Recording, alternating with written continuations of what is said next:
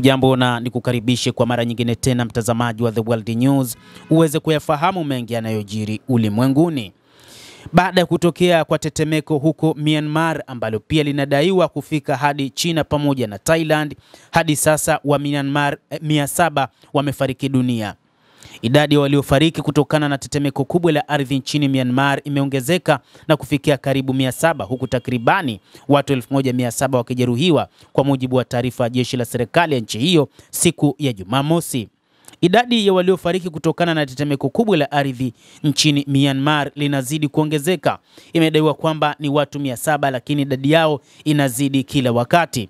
Tetemeko hilo lenye ukubwa wa 7.7 katika kipimo cha Richter lilipiga kaskazini magharibi mwa mji wa Sagaing katikati mwa Myanmar siku ya Ijumaa na kusababisha uharibifu mkubwa katika maeneo makubwa ya nchi.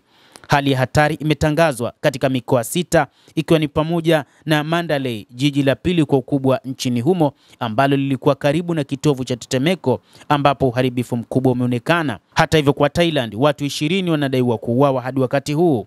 Katika taarifa ya serikali ya Myanmar imesema kwamba vifo 694 vimethibitishwa katika mkoa wa Mandalay pekee pamoja na watu 1670 waliojeruhiwa. Lakini mawasiliano ni magumu na ukubwa halisi wa maafa bado haujaelezwa, kwa hivyo idadi ya vifo huenda ikaongezeka sana. Picha za shirika la habari la AFP kutoka Mandalay zinaonyesha majengo mengi yameporomoka na kuwa rundo la vifusi.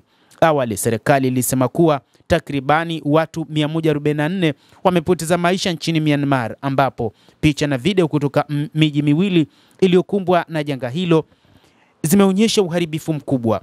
Mkuu wa serikali ya kijeshi ya Myanmar, Jenerali Min Aung Hlaing, alisema kuwa idadi ya vifo na majeruhi inatarajiwa kuongezeka wakati alipokuwa akitoa taarifa kupitia televisheni na kuongeza kuwa watu wengine 730 wamejeruhiwa nchini humo.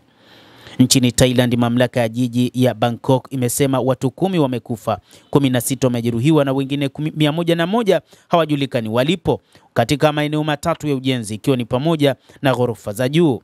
Tetemeko hilo la ukubwa wa 7.7 katika kipimo cha Richter kimetokea saa 6 mchana siku ya Ijumaa, huku kitovu cha tetemeko hilo kikiwa karibu na mji wa pili kwa ukubwa huko Myanmar wa Mandalay.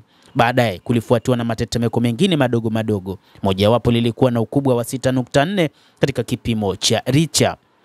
Huko Mandalay, tetemeko la ardhi limeripotiwa kuporomosha majengo kadhaa ikiwemo jengo kubwa zaidi la watawa katika jiji hilo. Picha za video zilizosambaa mitandaoni kutoka katika mji mkuu wa Myanmar na Pidao zimeonyesha wafanyakazi wa uokoaji wakiwavuta waathirika kutoka kwenye vifusi vya majengo, na ni yale yaliyokuwa kiukaliwa na watumishi wa umma. Serikali ya Myanmar imetoa wito wa msaada wa damu ambayo inahitajika kwa haraka katika maeneo yaliyoathirika zaidi, na kuna wasiwasi wa jinsi ya kuwafikia katika maeneo yaliyoathiriwa kufuatia barabara nyingi, mabwawa kupasuka na madaraja kuporomoka.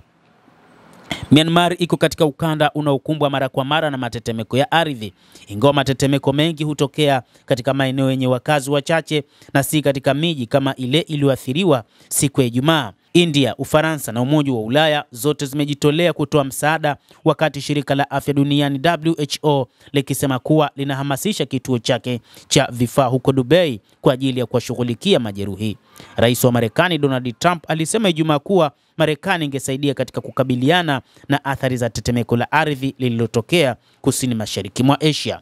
Endelea kuwa nasi mtazamaji, na usisahau kulike, kucomment, lakini pia kusubscribe channel yetu hii ili upate habari hizi kwa mapana hapa The World News. Mimi ni Adam Hussein. Endelea kuwa nasi wakati wote.